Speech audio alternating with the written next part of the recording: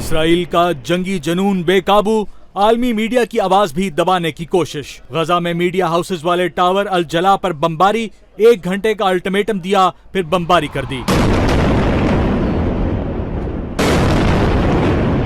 बेबसी के आलम में मीडिया वर्कर्स दूर से इमारत को तबाह होते हुए देखते रहे। इस्राएली फौज ने इस इमारत में हमास के कारकुनों की मौजूदगी का जवाब बनाकर हमला किया।